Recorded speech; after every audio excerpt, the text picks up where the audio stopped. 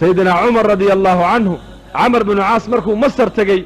ذاتك ري مصر عادة وحاولها هايين قبض بكرة oo shaabada quruxu dhalatay labadeeda waalintay raali galiyaan lacag dahab wax walba siiyaan ayay wabiga niil ku tuurayeen deedna wabigu markaas biyihiisu ziyaadayeen deedna markaas beeraha ku waraabsanayeen caadadii buu ka joojiyay abaar baa dhacday biyihii baa sii gudhaya reer Masar waxay u dhawaadeen dalkaba inay ka baxaan markaa buu joojiyay Umar buu u diray risaalo markaasuu yaa amiir almuuminiin arrintaasaan ku arkay reer Masar waana ka joojiyay biyihiina waa sii gudhayaana maxaan sameeyaa markaasuu Umar ku yidhi asabta waad asiibtay buu ka yidhi waad asiibtay ma aragtaanay waad asiibtay laakiin waxaan kuu sheegayaa warqad baan soo dirayaa akhyaartooda iyo cuqaashooda ururiyo webiga niil dul tag warqadaan webiga ku dul furo ku dul akhri dadna ku tuur buu yidhi wixii ilaahay ka falay meesha waad arki doontaa waa Umar qof baa qof warqad u dira taasaa macquula soo maaha qof baa webi warqad u dira ka warrama wasila billaah cilaaqa maca allahi bay heleen dadkaas warqaddii buu keenay warqadda waxaa ku qoran min cabdillaahi bay ka socotaa amiira almuuminiina cumar bay ka socotaa ilaa waadi niil bay ku socotaa in kunta tajri min qablika falaa tajri haddaad awood aad leedahay aad ku soconaysa kuwa baanin ha socon hadduu ilaahay ku socodsiinayay weligaana allaha waaxidkii qahaarka waxaan weydiisanay inuu ku socodsiiyo warqaddii baa lagu tuuray 16 diraac ayuu kor u kacay baa la yidhi webigii ilaa joogadeena webigii isma taagin biamri illaahi yajri amarka ilaahay buu ku socdaa reer Misr cuqaashoodii iyo salaadiintoodii markay arkeen karaamadaas fadakhaluu fii diin illaahi afwaaja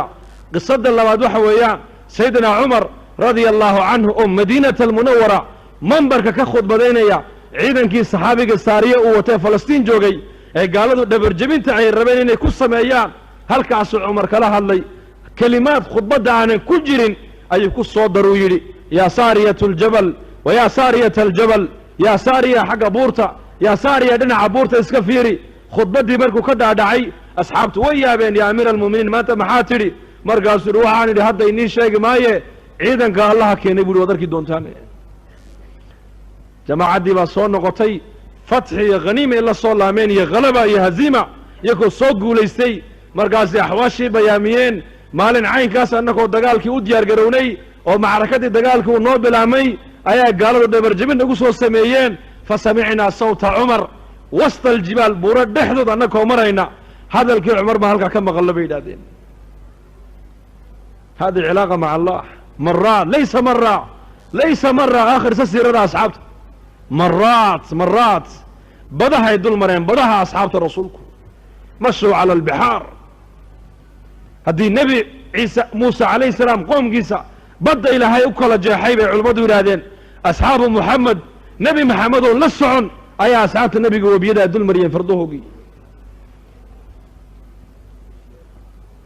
wahaadaa ibraahim aladham doonni buu la socday doontii baa kacday mawj baddii baa aad u kacday dadkii doonta la socday oo dhan ayqanuu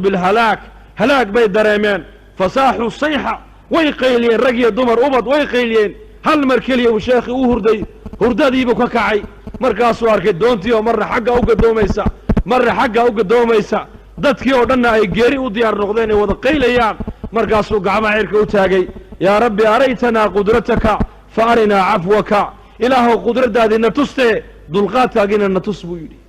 baddii baa ilaahay fadhiisiiyey mar keliya cilaaqa maca allaahi baa walaal muslimka waaryaada muslimka waxay doonaan ha soo qaataan gaaladu ninka muslimka waxaa ilaahay siiyey quwad caalamka o dhan haddii loo barbardhigo aan u dhigmayn cilaaqa maca allah siirada ku laama siirada akhrista asxaabu rasuul maxay haysteen caalamka marka la eego quwadda ay gaaladu haystaan iyo asxaabtu waxay haystaan asxaabtu waxba ma hayn laakiin sila billaahi bay lahaayeen cilaaqa maca allah darsigaana ayay ka qaateen khaatamu alambiyaa bay ka qaateen khaatamu alambiyaa ghaswatu daat ariqaac markii asxaabtu ay ka soo laameen waqta duhur geed hadh macaan bay nebiga u dhaafeen iyakuna geeda kale raadsadeen markaa buu nebigu seeftiisi soo qaaday geedka ayuu sudhay markaasuu nebigu geedkii hoos seexday yaana daba socda nin mushrika oo acraabiya khawrath binu xaaris la dhihi jiray ayaa daba socda reerkiisii baa la soo dhammeeyey dadkiisii baa la soo laayey xoolihiisii baa la soo qaatay imisuu ninkaasi cidho iyo cadhow haya nebiga asxaabta inuu cidlo ku helo uu u jeedaa nebigoo geedkii hoos hurda keligii asxaabtuna way seexdeen wakhta dahiira weeyaan cadceeddu waa kulayl geed har fiican baa nebiga loo dhaafay seeftiisi nebigu geed ku sudhay uu seexdeen nebigu calayhi salaatu wasalaam ninkii nebiga intuu dul yimiday ayuu seeftii galka ka saaray markaasuu nebigu ku kacay rasuulku markaasuu nebigu indhaha kala qaado waaba ninkii oo dul taaganba markaasuu yidhi alaa takhaafunii miyaanad iga cabsanayn markaasuu nebigu yidhi may kaa cabsan maayo markaasuu yidhi man yamnacuka minii ayaa iga kaa mancin kara maanta markaasuu nebigu yidhi allah 3 jeer weli asxaabta nebigu war kama hayan qisadda dagaalkaa meesha ka dhacaya nebi maxamed mooyaane asxaabtiisu war kama qabaan way hurdaan waa sida xadiis ku dhigayo seeftii baa ka dhacday ninkii isla markii nebigaa seeftii qaatay nebigu markuu seeftii qaatuu ninkii qabtay ayuu nebigu asxaabtii u yeedhay soo kaca buu yidhi way soo kaceen markaasuu nebigu qisadii meesha ka dhacday min alif ilaa ya ayuu asxaabta uga warramay muxuu uga jeedaa nebigu qisaddaas ina haada اkhtarada calaya sayfii wa ana naa'imun faاstayqadtuhu wa fii yadihi saltan faqaala lii alaa takhaafunii faqultu laa faqaala lii man yamnacuka minii faqultu allah allah allah fasaqada sayfu min yadihi qisadda meesha ka dhacday asxaabtu may joogin laakiin nebigaa uga warramaya muxuu nebigu uga jeedaa qisaddaa uga warramaya ya tawakulkuu barayaa tawakul ictimaad cala allah makhluuqoo dhan siduu u dhan yahay laa yataxarak ila biiraadatihi walaa yaskun ila biiraadatihi wain yamsaska allahu bidurin falaa kaashifa lahu ila hu wain yuridka bikhayrin falaa raada lifadlih laa maanica lima acطayta walaa mucطiya lima manact walaa raada lima qadayt walaa yanfacu da ljadi minka aljad ducaa bacda kuli salaa buu nebigu ducadaa akhrin jiray ummaddana nebigu ducadaa u baray ducadiisu waa iimaan waa nafyiya isbaat qur-aanku waa iimaaniyaad qisasu صaxaaba iyo siiradii nebi maxamed o dhan iimaankay ku baraysaa uxud gaswatu uxud iyo gaswatu beder gaswatu xunayn imise duruus baa ummadda nebiga ugu duuban hadday ummadda fahmaysa diin kam duruus fi hada alghazawaat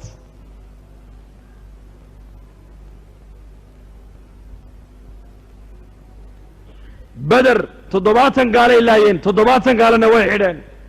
uxud 70 asxaabtii nebigaa la laayey intaasoo ragna waa laga dhaawacay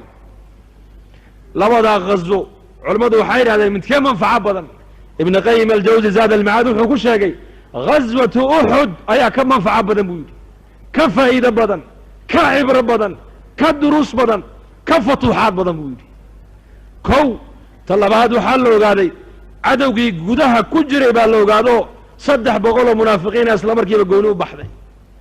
beder lama garan munaafiqiinta laakiin uxud munaafiqiinta muslimiinta ku dhex nool baa la gartay maalinkii darsiga labaad waxa weeyaan waxaa kaloo la tusay ummadda nebiga in muslimiinta inay dhintaana ay meesha ku jirto oo ilaahay qaarkood uu shuhadaa ka dhigan karo darsiga kale waxa weeyaan jamaacu nebigu qaaduu buurta dhigay jabal rumaat halkaa haddaan ka dhaqa haddaan adkaaniyo haddiina naga adkaadaba ha ka dhaqaaqina buu rasuulku yidhi dagaalkii baa bilaabmay isla markiiba gaaladii waa la jebiyey haniimadii bay gurteen muslimiintu jamaacaddii uu nebigu buurta duldhigay ayaa iskhilaaftay qayb waxay yidhaahdeen dagaalkii u dhammaadee haniimadii xoolaha guranay na dhaadhiciya qola waxay tidhi nebigu ha dhaadhicinay buu hi joogay xaggay u dhaadhacaysaa khilaaf maxaa dhacay khilaaf ijtihaadi weeyaan waa khilaaf ijtihaadiya weeyaan jamaacaddii qaarna way hadheen oo amarkii nebigay fuliyeen qaarna way soo dhaadhaceen isla markiiba khaalid bin waliid iyo cikrima oo ciidanka fardaha ee mushrikiinta watay ayaa arkay ciidankii buurta dhabarjebinta ka ilaalinayay oo kala jabay isla markiiba dhabarjebin bay ku soo sameeyeen muslimiintii oo khaniimadii oo xoolihii guranaysa ayay xagga dambe kaga yimaadeen 70 asxaabtii nebiga ka mid a ilaa 71 bay laayeen nebi maxamedna dhaawac baa loo geystay maalinkaas aaway nusraddii nebi maxamed uu dhex socdaa asxaabta abubakar uu dhex socdaa cumar uu dhex socdaa abubakar uu ku jiraa cusmaan uu ku jiraa mubashiriintii way ku jiraan muhaajiriintii way ku jiraan ansaartii way ku jiraan ahlulbeder oo dhan baa joogta ducadooda waa mustajaaba cid ilaahay uga dhowye kama jirto maxaa looga adkaaday nasrigii maxaa looga rafacay waxaa la yidhi nasrigi waxaa looga rafacay jamaacadda nebigu uu buurta dhigay ayaa amarkii nebiga jebisay maadaama amarkii nebi maxamed aad jebiseen fa markaa nusraddii ilaahay waa niga rafacay weeyaan hal amar oo nebi maxamed ka soo fulay hadday khata ijtihaadiya ay u jebiyeen oo ilaahay nasriga uu ka rafacay ummaddaa maanta dhibaatada ku jirtae diintii ka fogaatay sidee bay nasri ilaahay ku filan inay ku hesho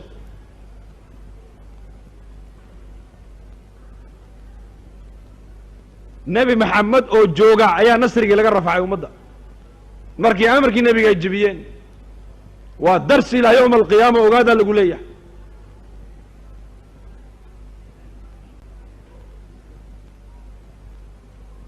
aayaddii maxay ahayd maclim minkum man yuriidu awalkeygii id tusciduuna walaqad sadaqakum allahu wacdahu id taxusunahum biidnihi xata idaa fashiltum watanaasactum fi اlamr wacasaytum min bacdi ma araakum ma tuxibuun minkum man yuriidu اdunya wa minkum man yuriidu alaakhira uma liyabtaliyakum walaqad cafaa cankum afartaasaa ku dhacay fashal tanaasuc xub dunya macsiyadna way ku dhaceen amarkii nebiga haddii la jebiyey macsiyaa dhacday haddii asxaabtii nebi maxamed cid ilaahay uga dhow caalamka aysan jirin amar nebi maxamed ka soo fulay qaarkood hadday ijtihaad u jebiyeen nebigoo la jooga nasrigii laga rafaco 70 nin ku dhinteen oo nebi maxamedna lagu dhaawacay ummadda maanta taariku salaagii ciidda ka batay nasri ilaahay see ku filanaysaa allah ina fahamsiiye fa walaalayaal ma huwa alxal xal waa maxay iqaamat alumma cala addiin xal kale ma jire waa in ummadda mar labaad lagu dadaalaa oo lagu istaajiyaa maa kaana calayhi الnabiyu والصaxaaba asxaabtii nebi maxamed iyo zamankii nebiga ummaddu waxay qabtay iimaan iyo diin hadday mar labaad ummaddu u soo noqoto gargaarka ilahay halkiisii buu taagan yahay